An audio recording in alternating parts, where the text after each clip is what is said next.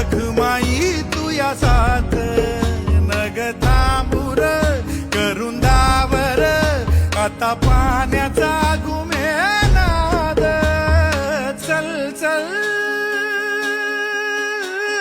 चल चल उचल तू पहार जीवाची अनख